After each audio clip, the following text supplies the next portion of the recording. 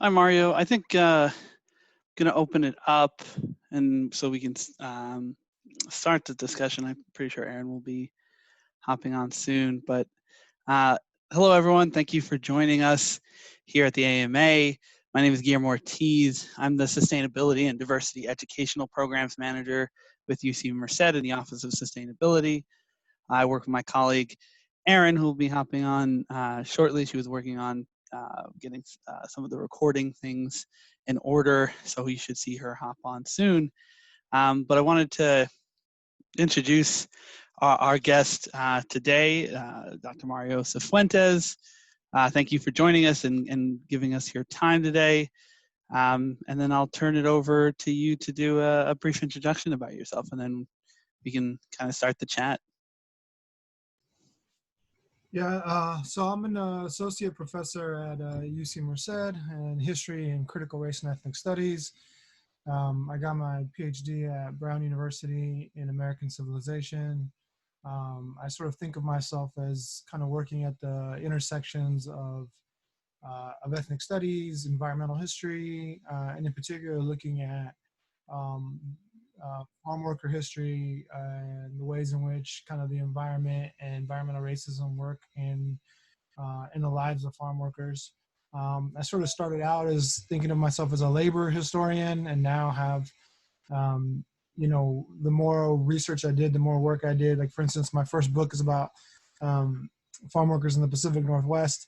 And it became very clear to me that if I was going to write that book, I had to write about the reforestation service and national forests and the way in which we treat national forests like a crop, right? And it's not something that most people think about. We usually think about crops as food crops, potatoes or strawberries or oranges or something. But the reality is that we treat the forest very much the same way, right? The forest is it's harvested, it's planted, it's replanted, it's thinned, it's sprayed. It's all the kind of different agricultural techniques that we apply to foodstuffs also happens in the forests. And as somebody who never thought of themselves or envisioned themselves as an environmental historian, that was a big change for me, right? Is to start thinking about the way the environment interacts with labor and workers. And so in my second book project that I'm working on now, it's very much the same thing is happening. I wanted to write a history of farm workers in the Central Valley of California. And it became very obvious when I moved here that I was going to have to talk about water.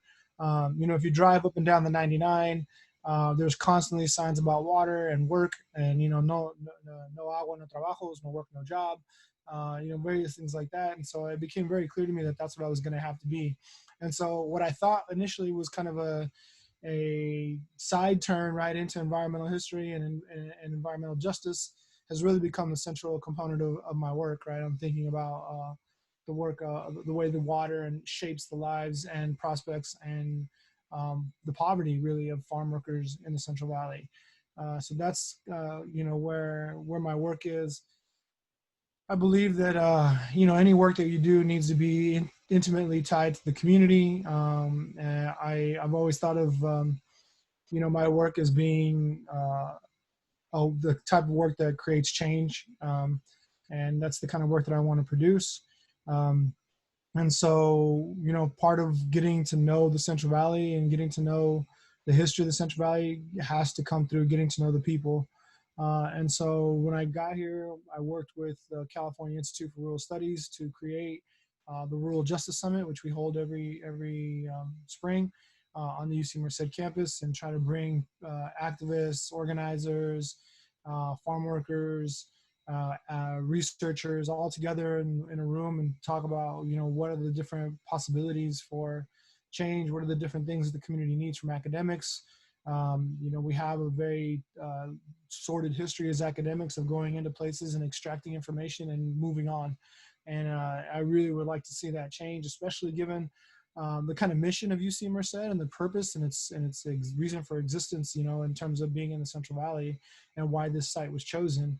and it has everything to do with being an underserved and underrepresented community at large. And I really feel like the work that we do on our campus has to reflect that reality. And so that Rural Justice Summit was one of the ways to do that, right? The other thing that I sort of envision for my role as a professor, as a teaching professor, right, is that my students in my classroom will,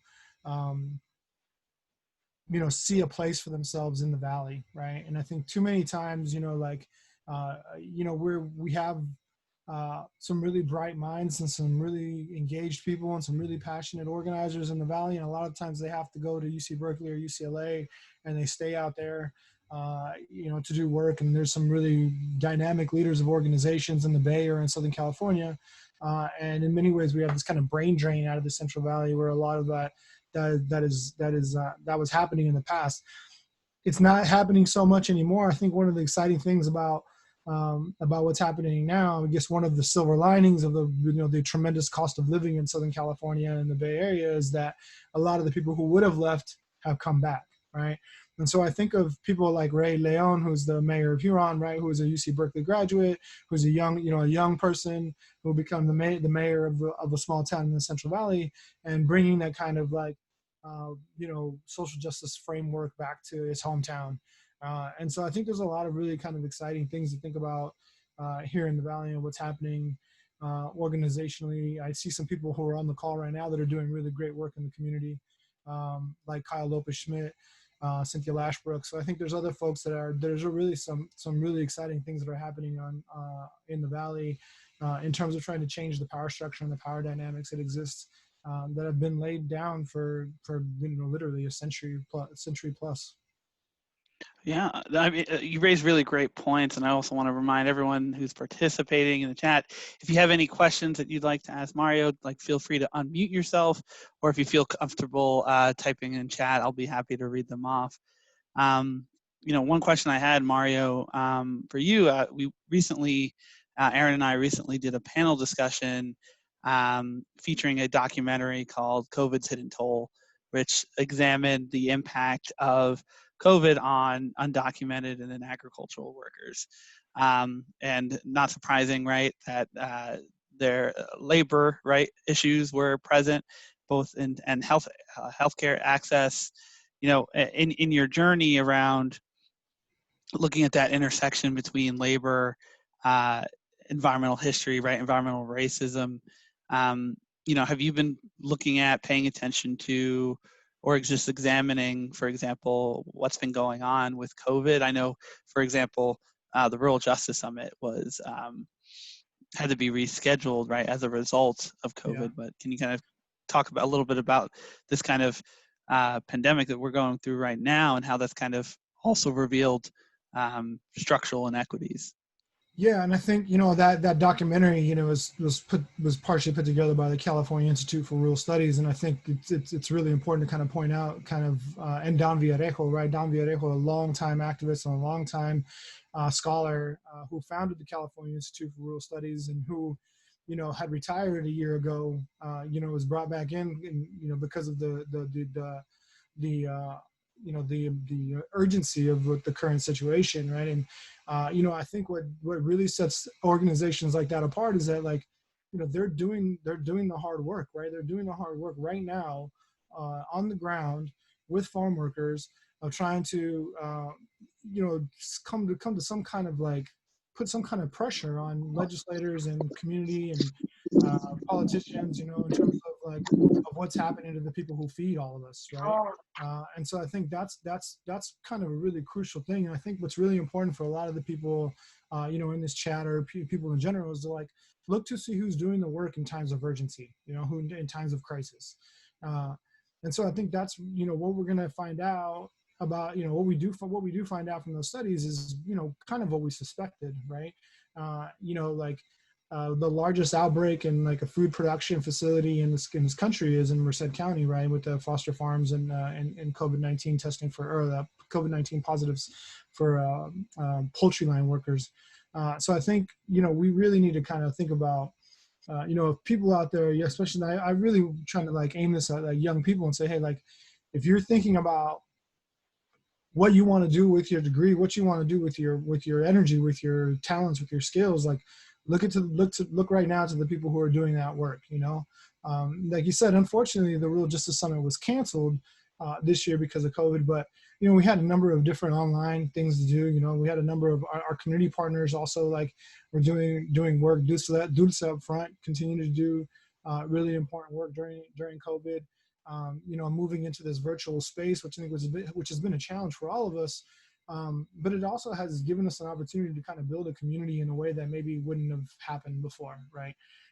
And so it's presenting its challenges, but I think it's also kind of like pulling the veil back a little bit on who's doing the work and who's not doing the work, right? And, you know, who's doing work that's on the ground and that really matters versus, you know, maybe when, you know, there's can be some, not just there when there's funding, right? And not just there when it's like sexy to do the kind of work. Like, it's important to see who's doing the work when shit's really on the line, when things are really,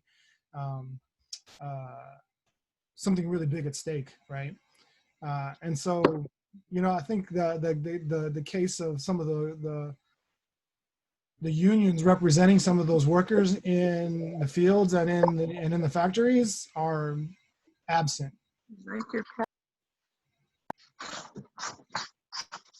Yeah, and I know, Aaron, I know you were able to join us. Do you want to introduce yourself quickly? Yeah, and I will definitely do it quickly because I think this is going to be a fascinating discussion. Sorry I'm late. I temporarily lost power. I don't know if anyone else was in Merced and did, but apologies. So my name is Erin. I'm the Sustainable Food Programs Coordinator at UC Merced, and I save all the food and feed all the people, or at least we try to. So thank you. Happy to be here.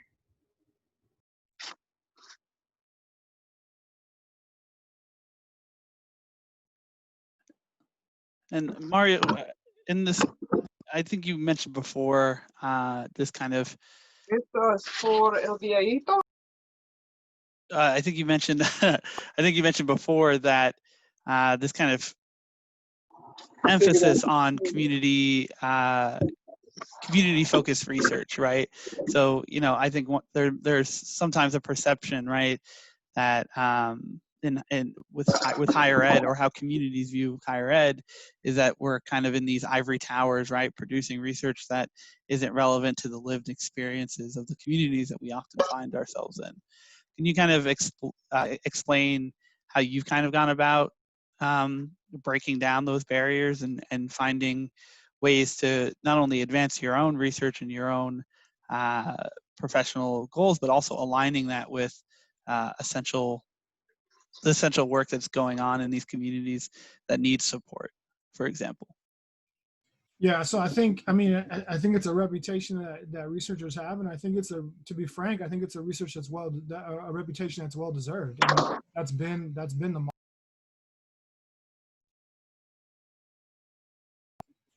that's been the model for a considerable amount of time, right? And it's done a significant amount of damage in the community. And so I don't think the community is wrong about that. I think that especially underserved communities and racialized communities have this sort of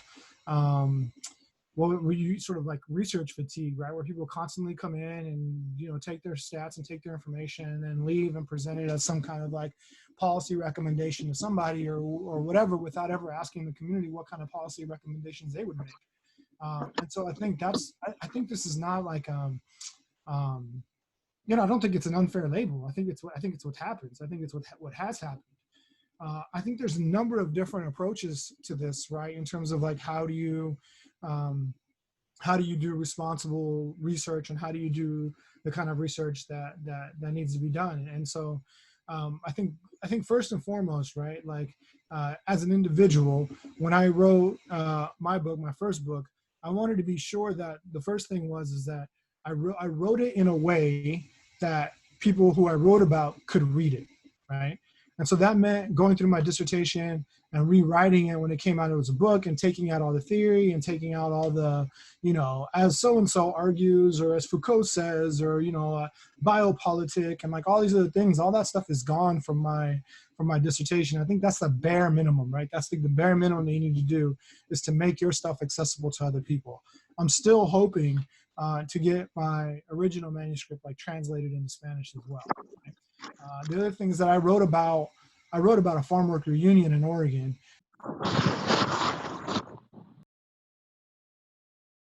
Sorry, so the host keeps muting me, it says. So part of what I wrote about when I approached the union about writing the book, I said, you know, for me, the idea is that when you hire new organizers and you hire people to come work for the union, then this would be the book that you give them, right? And you say, here's the history of our union. Here's the history of farm workers in the Pacific Northwest. This is what you need to know, like at a bare minimum, and to serve as a kind of a training aid to a certain degree, right? And so I'm hoping that that's kind of what that's sort of like that's the way that it's used. And from what I understand, that's the way that it's been used. And so there's the writing component of it, right? There's just the writing component of it, and says, hey, like, you need to make this stuff accessible. You need to make it usable. You know, I hear from professors all across the country all the time saying, I sign your book, undergrads love it. You know, it's digestible. It's something that they understand. And it's like, on a very basic level, that's what you need to do. The other component of that is, whenever you do research in a community, you have to be constantly and asking yourself, what are you leaving there, right? What are you leaving back in the community? What are you providing? You know, are you providing, like I said, with my book, like a training guide, a history? You know, are you providing some kind of representation? Like, are you providing policy recommendations? What are you providing? You always have to be thinking about your research as providing some kind of service and not just extracting. And so then that's the kind of component in terms of, you know, the actual research and the actual work. The other thing is, like, it's not always easy for your research to match up with what the community needs, right? And what they want and what kind of research they want done. That's always a really difficult thing to do. So, like, as the director of the Humanities Center right now, right, we're running this loose grant, and we're trying to, like, reconfigure this grant in many ways to say, instead of taking a project to a community, let's have the community say, hey, we want this project done, right? We want, so for instance, I have a grad student right now working with the Community Water Center, right? And the Community Water Center is working on, you know, water board elections in unincorporated communities, right? And so they want, they have a kind, they want information of a certain kind, right? And they want a certain kind of production out of that, like flyers or some kind of, like, you know, educational material they want created out of that. And so I partner them with one of my grad students to say, okay, this is the kind of work that you're going to do. It might not be your dissertation, right? But it's going to give you research skills. It's going to give you, you know, skills in terms of going into the community, looking at an archive, producing products, and hopefully it will help shape your dissertation in the same way, right? In terms of teaching you these skills. And so there has to be, you know, and the only reason that connection takes place, right, is because I've had the Community Water Center in my classroom, right? I've done presentations for the Community Water Center. We've gone out to, you know, Cantua Creek or El Porvenir. We've gone out to the Westlands Water District and had me do, like, you know, presentations in Spanish and in English on the history of the water district there. So it's like, you have to be building those relationships constantly. So when the opportunity comes up, the Community Water Center can say, hey, I trust Mario. I trust they're going to give us a good grad student to do this project and do this work. And, you know, it's not just like this mishmash or, you know what I mean? Or this kind of like, you know, let's see what sticks, you know, let's throw it all on the wall and see what sticks. It's like building these relationships over time. And that was the whole idea of the Rural Justice Summit to begin with, is, which leads me kind of into the third component of this, right? You have your own personal research and how you do ethical and engaged research on your own. Then you have, like, how do you bring grad students to do projects? And then the third is, like, how do you leverage the resources of the university to pay people, to bring people out, to provide services, to provide resources to organizations. And that's kind of where the Rural Justice Summit came in. It's like, okay, I can get this money from the university. How do we bring people to the university, right? And like, it became, for me, really important to bring people to campus, especially given the distant location of our campus, right, from the community. And understanding that like UC is a publicly funded institution, it belongs to the people, right? Like people need to have access to it, and we need to be able to utilize whatever resources we have and spread that wealth to the various organizations and people who are doing the work on the ground who are materially affected by all of these different things that we might just study, right? And so like we, at some point as professors, as academics, we are not materially affected by the things that we study in the same way as people who are on the ground, right? And so you need to be able to take whatever privilege and resources you have and use that in that way. So I think there's sort of three different components to that, right? It's like, and to me, the bare minimum is just about how you engage your own research in the community. That's the bare minimum. And then you scaffold on top of that, right? And so, for instance, I have, from my organizing days, right, I have connections with a group called the Center for Third World Organizing. And the Center for Third World Organizing does trainings, it runs campaigns for, a whole host of different kinds of labor, labor union efforts or whatever. And so I send students that way, right? So there's the other component there. It's like, I got these students who are great students who I think can be great organizers. I want you to go, out to the C2 and do this training, and I've put people into like organizing jobs that way. And so, it becomes really important, I think, to make these connections, right, to organizations. I sit on the board of the Center for Third World Organizing, and I think it becomes really important to build those connections to community organizations. Yeah, I have a question from chat from a gentleman, William George. It says, the Foster Farms plant in Livingston was under pressure to remain open as an essential provider, right? And sick workers and their families may have had health issues for years to come as a result of that. He said, should there, at a minimum, be support for federal legislation on ensuring health care for essential workers, documented and undocumented, who place their lives on the line, especially if they had no alternatives? Yeah, so at a minimum, absolutely. I mean, this is where I think we really need to start thinking about sort of like universal healthcare and other solutions to this, right? Is that like in this instance, like, I mean, in any instance, like your health should not be tied to your employer, right? It just should not be. It should not. Like, there are people who are out of work for all kinds of various reasons. There are people who have to put their livelihood on the line to keep providing healthcare or put food on the table. So yes, I think at a very minimum, that should be the case. And again, I think it, like you said, documented or undocumented, right? Like. The organization, there's an immigrants' rights organization back in the 1950s called CASA, whose mantra was, sin o con o sin papeles, los trabajadores crean riqueza, right? With or without papers, workers create great wealth.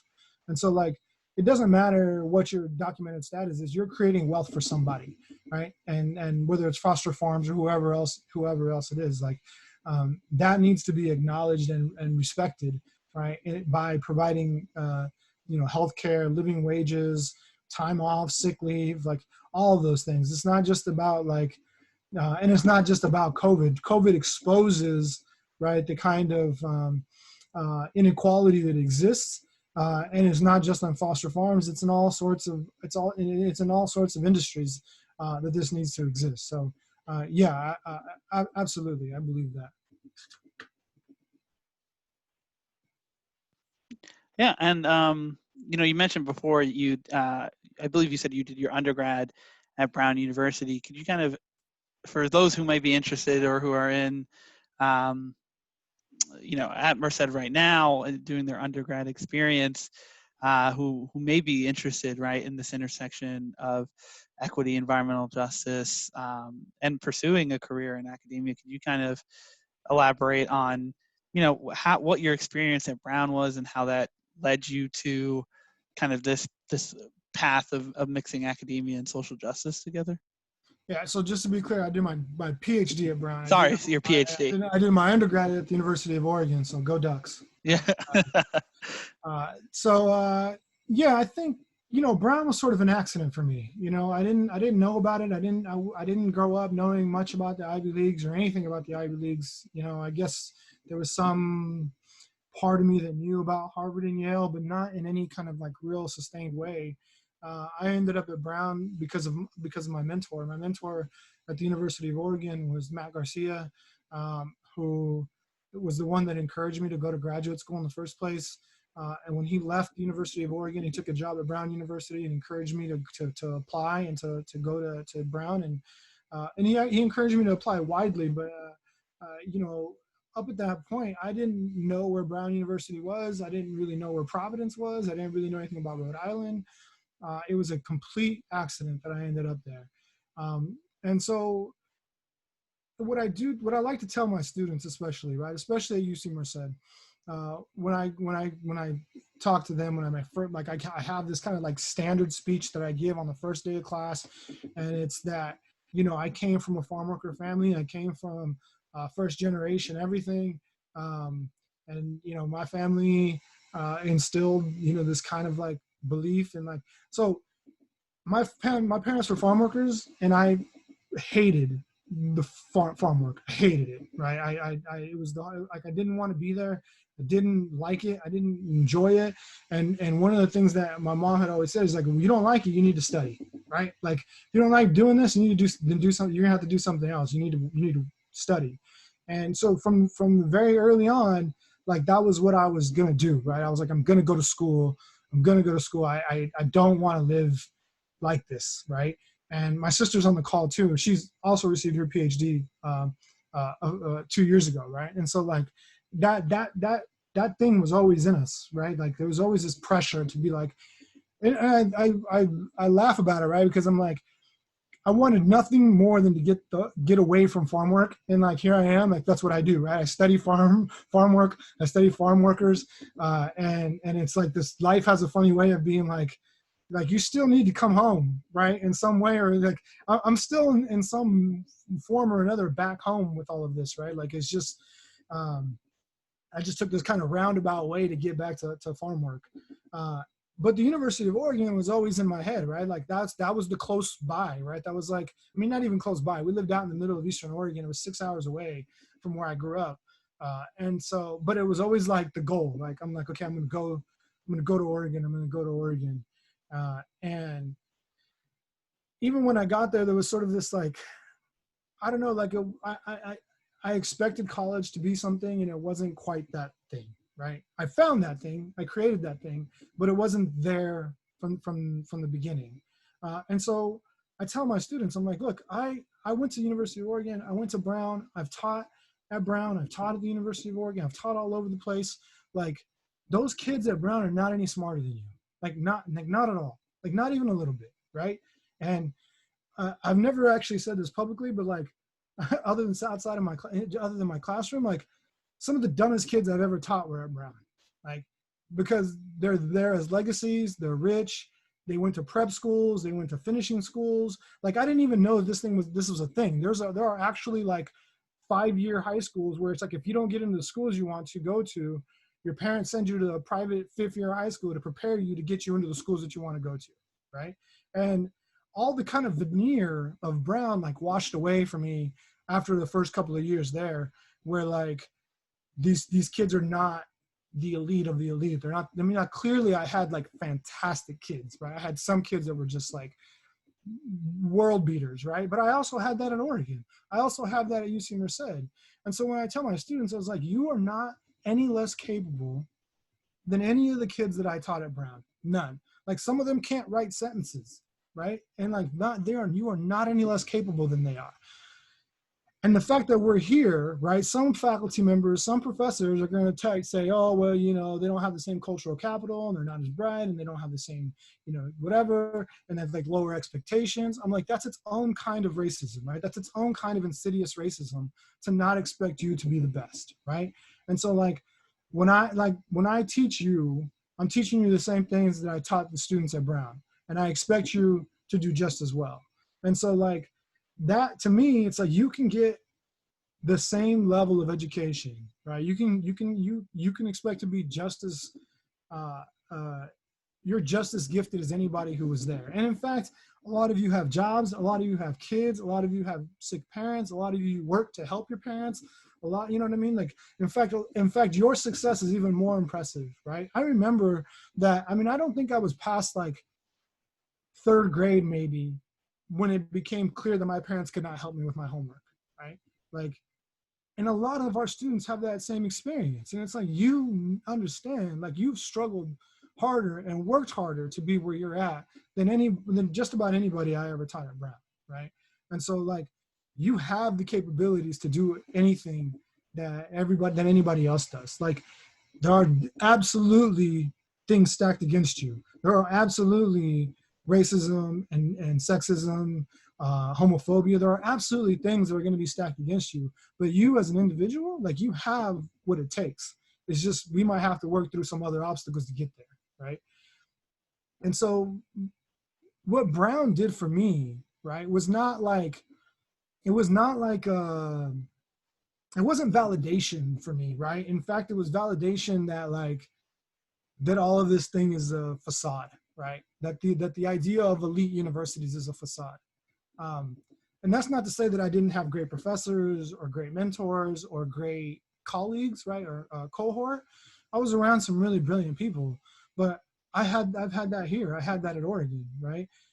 It just like erased a lot of the, like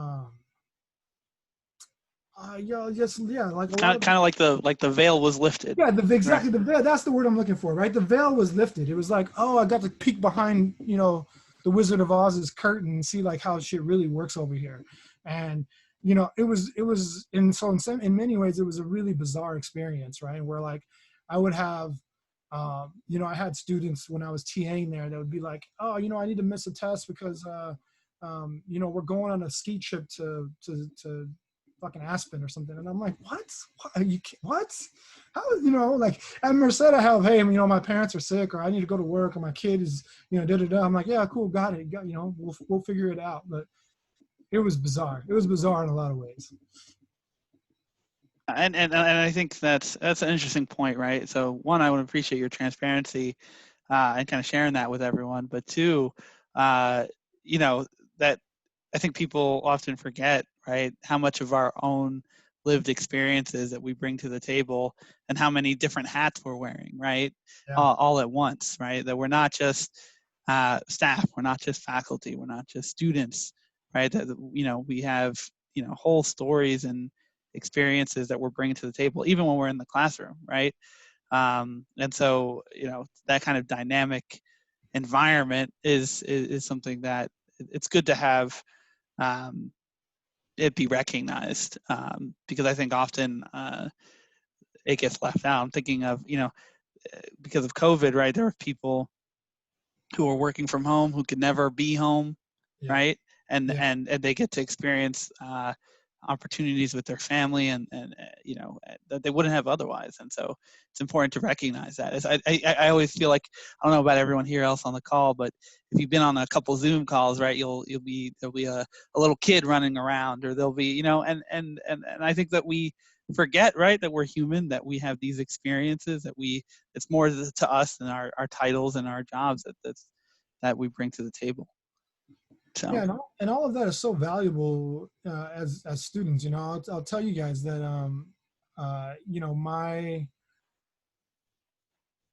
my project, my first book, right? My project could not have happened without my parents, right? And so like I did the first part of the book is focused on braceros, and I did all these oral histories with braceros all across the country, and it dawned on me that I can do a history of Mexican farm workers through the connections that I had personally, right?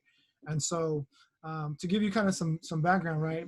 If you haven't read my book, there's a chapter in there about Mexicans in the town that I grew up in, right? My hometown. And initially, after having interviewed a whole bunch of braceros, I thought, you know what, I'm going to interview my parents, and my parents will be kind of like the jumping off point for all of this. And And they were like, I was like, nah, they weren't really feeling that idea, right? They didn't really want to be a part of that. But they did say, hey, you should interview Osvaldo, this guy, Osvaldo Gonzalez. And Osvaldo Gonzalez was my parents' contractor, right? He was the one that brought them up from Mexico to come work in Oregon. And if anybody's familiar with kind of like farm worker history, like this is usually how it works, right? Like there's usually one contractor or an engachador, they call them, and they go and they find some people from a certain community and they bring them up to work. And so like almost everybody in those days, right, in the kind of on Eastern Oregon, Eastern Washington, Western Idaho kind of place, all came from like the same region of Mexico, right? And so I interviewed Osvaldo, and he was the first interview that I did. And because he was the contractor, he knew everybody, right? He knew everyone. And so I interviewed him, and then he sent me to go talk to this person. He sent me to go talk to that person. And then, the big growers that were employing Mexicans at the time were the Japanese growers. And so he knew a bunch of the Japanese growers, and he sent me to go talk to them. And it became like this kind of snowball effect where like, people were willing to talk to me because of who my parents were. My parents had a great reputation in the community. They were well known, like, you know what I mean? They were good people. And so like everybody's like, oh yeah, that's Mario and Lily's son. Like, yeah, let's go. We'll talk to him. We'll talk. And so I say that to tell you that like all of you, right? Like who, have these family connections and who have this history, that's an asset in a way that we usually don't think of it as an asset, right? And I can honestly say that my book would not have been written without somebody like Osvaldo, right? And so all of us, like, when we're trying to tell family histories or personal histories, especially, those of you who are on the call that are like young people thinking about graduate school or thinking about graduate school projects, your family history matters and your personal history matters. And you're telling the stories of dispossessed, underrepresented, racialized people, et cetera, is a really important story to tell. And it's often only you that can tell that story, right? It's often only people who are from those communities that can tell that story. And so it becomes really important for us to think about our experiences, our lives, our subjectivities as valuable, right? And not as like hindrances, right? We can tell these various different kinds of stories that become really important and really valuable for us to tell. And so I think that's a really like, important thing for you to keep at the front of your mind as you're thinking about maybe what you want to study or what you want to do. Yeah, Mario, we have another question from chat from Luis. He's interested in, where can we find your book? It's sort of corny, right? Anywhere books are sold, right? You can find Amazon or whatever. You can order from Barnes & Noble. You can probably the best way is to go to the press. Rutgers University Press is the publisher. The book is called "A Forest and Fields: Mexican Labor in the Pacific Northwest." And so, there's usually, the press gets a larger percentage of the cut if you go through their website versus like Amazon or something else, although there's probably easier ways to get it.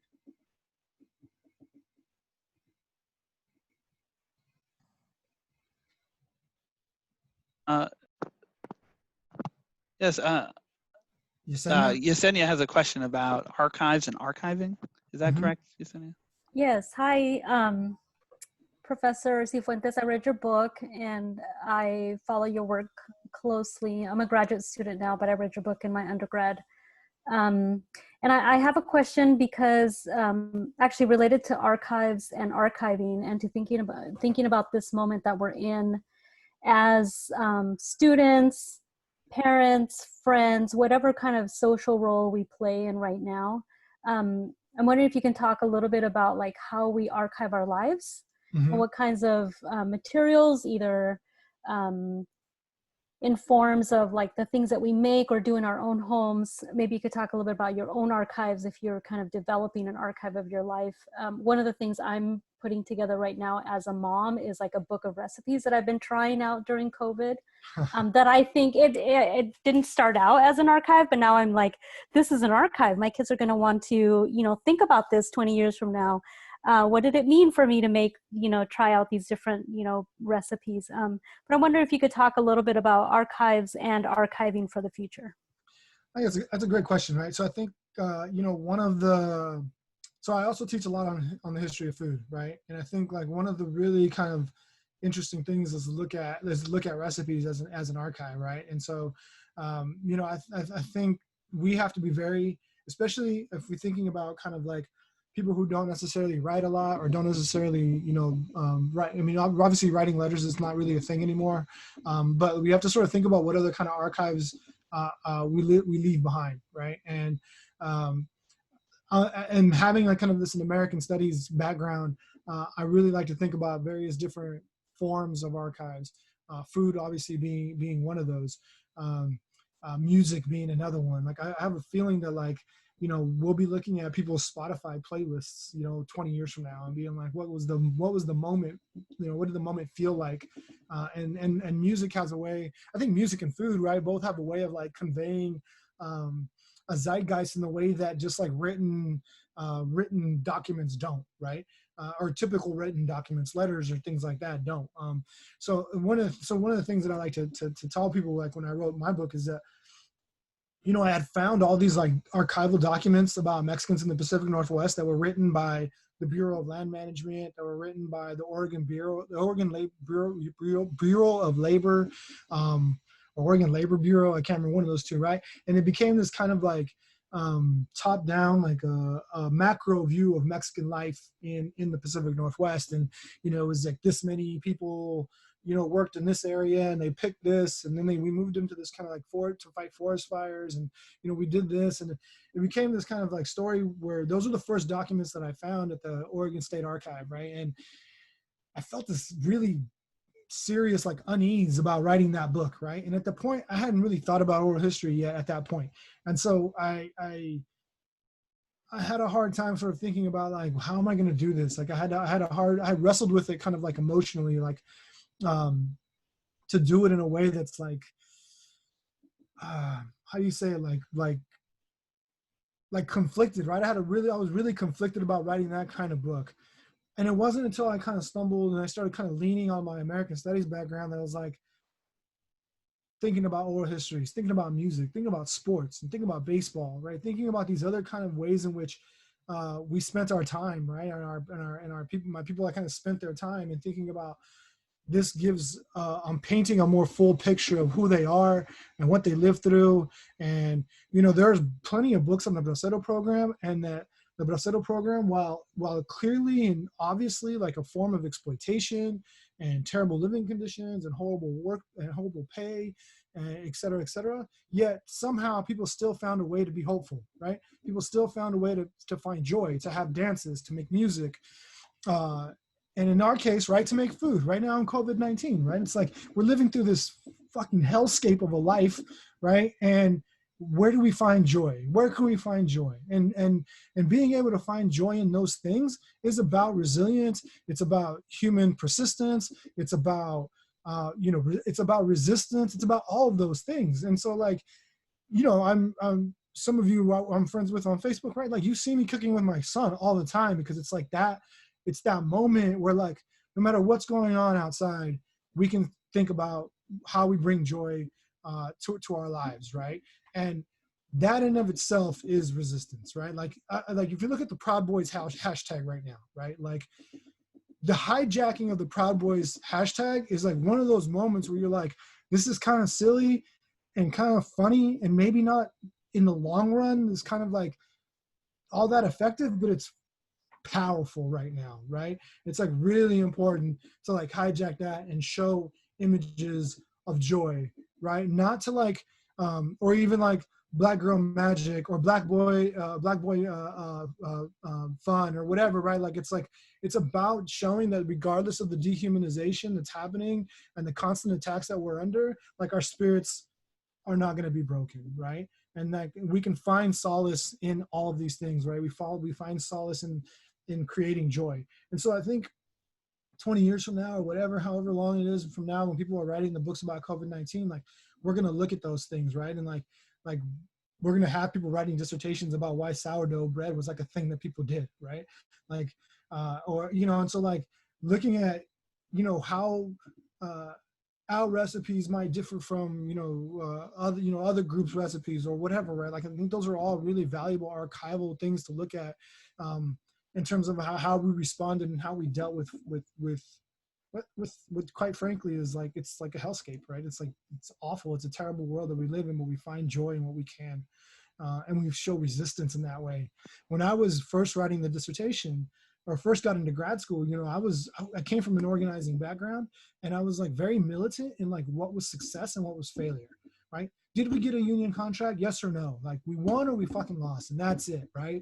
And the more I started to like look at the archives, the more that I started to look at real people's lives, and the more I started to understand like why people joined a union or didn't join a union, or why people fought or didn't fight, the more nuanced that became for me, right? And that like there's other ways to resist that.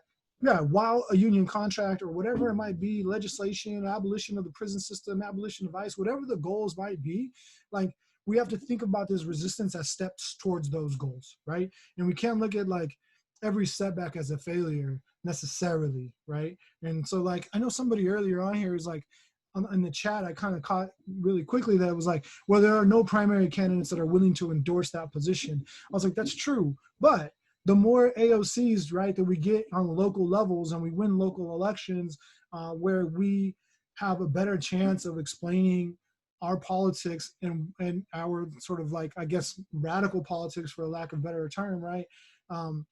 The closer we move towards that end goal. And so I became, I don't want to say less militant, because my goals are still the same, but I became less rigid about what it meant to get there, right? And so that opened up a whole world for me archivally, right? In terms of where those moments were. Were they in Tejano music, right? Were they in a tortilleria? Were they playing baseball? Were they cooking with your kid during a pandemic? Were they, you know, riding a bike during the pandemic? What are those moments that we're resisting and moving towards that goal? Yeah, we have a couple questions that are coming in through the chat. So one thing, I want to give the space. Todd, did you want to unmute yourself? He has a question about of forests and fields. Yeah, thank you very much. Thank you, Mario. Hey, congratulations, on your book. It was a great read, and especially growing up in Ontario, as you did, it was very, obviously illuminating and interesting to read that history and recognize some of those names, and going out here to Portland too, the Willamette Valley stuff as well. It's just been really interesting to read the history of the places, that I find myself in. I was just curious, is when you researched that book, was there anything that surprised you, or that you found that was unexpected, that you didn't expect to find in your research of that book? And with that, I'll sign off. And it's good to hear your voice. Good to see you again. Yeah, likewise. So me and Todd we grew up in the same town. So it's a great question, right? And yes, I absolutely did. And this might seem familiar to you, Todd. Like growing up, the relationship between the farmers' kids, the Japanese kids in particular, and Mexicans was very strained, right? Very, very strained. I know that like I got shit flicked at me constantly by the kids of Japanese growers, right? Like, oh, your parents work for me, and blah blah blah, and like, like all this kind of like, kids being cruel, right? And for me, I always felt an animosity towards them, and I think they felt an animosity towards me. And so when I started to write the book, I had every expectation of writing it in that way, right? And saying, here's this history of Japanese growers exploiting Mexican farm workers, and they're just the same as the white growers, or no different. And when I started to do the research and I started to talk first, right, to the Mexican farm workers who had been working for the Japanese, that's not the story that came out, right? The story that came out was what you read in the book, right? Is they were the only people who would rent to us, right? We couldn't get rent. We couldn't find housing from Anglo landlords. It was only the Japanese. We couldn't. The Japanese provided year-round employment for us in the packing sheds. The Anglo growers would not. The Japanese provided the Japanese hall where we played, where we had quinceañeras and we had dances and we had weddings and we had like all, they created the cultural space that allowed Mexicans to feel like that was their home, right?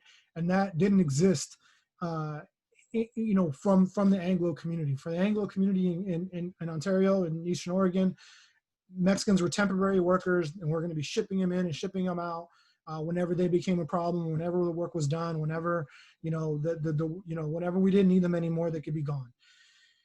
And the Japanese provided a completely different experience. And from a lot of the old Japanese growers and my father worked for, Murakami's and the Komodos. He worked for Japanese growers for a lot of his life. And the more that I dug into it, the more I found a very different story. And so I never got around to answering the question of so why were they so mean to us, right? That wasn't really part of the academic project. But it was clear that the evidence was something completely different than what I expected it to be. And that's when you as a scholar, as an individual who has a subjectivity, I expected I expected a certain result, and it's not what I got. And so when you're a good scholar, you follow the evidence and you write what the evidence tells you. And it became very clear that the Japanese were a crucial component of helping Mexicans and later Tejanos and Mexican immigrants to create a community in that space. Partially, I think that's obviously stems from the experience of World War II and the internment. Ontario and Malheur County in that area was the largest free zone in the country. So Japanese lived freely during World War II in that area. And it speaks largely to the huge economic impact that they had and economic role that they played in that area. And yeah, I mean, it was just it was completely out of left field for me. It's not at all what I expected. And so overall, I think that would be the big thing. And I think it really, in my mind, there's a for those of you who don't know, there's a Four Rivers, there's a center in Ontario called the Four Rivers Cultural Center, and it does the work of what most kind of cultural centers do, and try to promote diversity and promote unity and sort of celebrate there was a big basketball population in Eastern Oregon as well.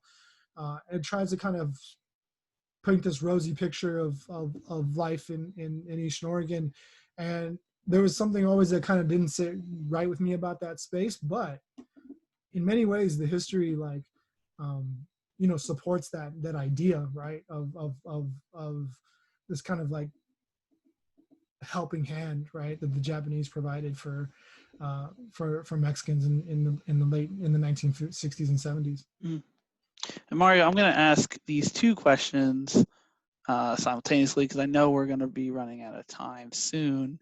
But the first question is, in today's political climate and based on the work that you do, based on your scholarship and activism, could that make you a target by right-wing or, for example, big agriculture?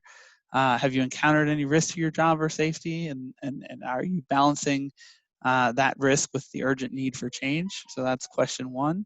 Mm-hmm. And the second is one about one of the participants would like to know if there's a public record or archive of braceros in California that they can access.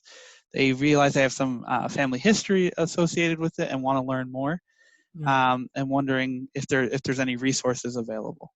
Yeah, let me answer that one first because I think it's the shorter one because I might run out of time otherwise. Yes, so braceroarchive.org is a publicly available. You can search, for individuals even. You can search for, you could search my name and find the interviews that I did. You can search various different keywords to kind of Imperial Valley or Coachella Valley or wherever else you might be looking for. Or if you have a relative or something that you can find on there as well. The other cool thing about it is that we made it open access, right? And so yeah, there it is, braceroarchive.org. It's open access, and so what we've done is we've given you the list of interview questions that we've asked. We've given you there's tutorials on there on how to do oral histories and also how to record oral histories, and then you can upload them to our website. And so you can make if you have a grandfather or a great grandfather or something that was a bracero, you can do an interview and then upload it to our archive, and it'll be a permanent part of our archive. And so I think so we used to have a traveling exhibit that ran through the Smithsonian that would go to various different communities, and it would be every time we would go somewhere, we would show people how to do it, and we would get an influx of oral histories that were done by family members, etc. So I highly recommend doing that. And you know, using the archive for your own research. You know, ever since we published the archive, there's been 3 or 4, probably more than that, 5 or 6 books that have been written about braceros that have used our archive. Yes, it's there. It's awesome. Take advantage of it, and add to it if you can. So I think this is actually a great question to finish on, right? About you know, my scholarship and my activism. The short answer is not yet. I don't think it hasn't. There's nothing has happened to me publicly or privately where people have come after me. The book's not out yet, so you know, obviously, like once the book comes out, maybe I think there definitely will be some pushback. My job is, as far as I know, secure. I have tenure. And I think the thing that separates, so like for instance, this is not unheard of, right? Paul Taylor, Walter Goldschmidt, Dean McCannell, these are all professors that have had their livelihoods threatened, lost their jobs, et cetera, for writing for Big Ag. So there's definitely, like, this is not unprecedented. It happens. Most recently, it happened to Dean McCannell at UC Davis, who was writing about the Westlands Water District, who, you know, in no uncertain terms was told he either needs to change the theme or the topic of his investigations or else he's going to lose his job. And he ended up switching. He gave up the project and ended up working on something else. And I've interviewed Dean McCannell for my book project. So I have all these stories firsthand. I have the letters, you know, and the different kind of threats that he received for doing the work on the Westlands Water District. Now, I think it's going to be less of a problem for me, right? For 2 reasons. Well, for a couple of reasons. 1, I'm tenured. 2, UC Davis, where he worked, where Dean McCannell worked, obviously receives a lot of private funding and a lot of donations from the agricultural community. And UC Merced so far does not have a donor base that is largely based on agricultural donations, right? And so I don't know that I don't think that there's the same kind of financial pressure that, you know, people can put on UC Davis that they could put on UC Merced, for instance. The third reason that I think it's not as worrisome for me is that the conversation around water and water politics has changed a lot, right? I think 10 years ago, 20 years ago, if you wanted a water project, I mean, it was rubber stamped, it's done, right? It's everybody agreed, you know, build the tunnels, build more dams, save more water, you know, do all that. And I think the more that we learn about the way the water is used, the way the water is abused, the way that growers in particular do those things, the kind of subsidies that growers receive, you know, the kind of like, in terms of infrastructure, in terms of water prices, in terms of all of those things, the less willing or the public is to rubber stamp that kind of stuff. At least that's kind of what my feeling is right now. So maybe that'll change when the book actually comes out. And, you know, I know that I'll be attacked in the kind of usual outlets, you know, like ag outlets and things like that. But I don't know that, I don't expect to face that from the university. I mean, I could be wrong. Who knows? There's a lot of people on our campus at UC Merced that are doing work that is about sustainability, you know, that is about, you know, alternative approaches to ag. Some of it in the service of ag, some of it not. So I think it's complicated. I mean, I think we'll see.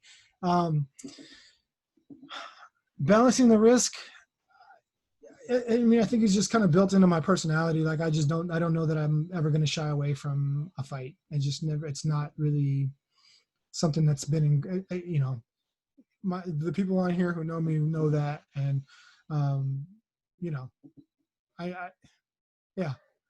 I'm ready to go. Like, I've never been one to back down, and we'll see how it goes. And, you know, I'm here for the long haul. So.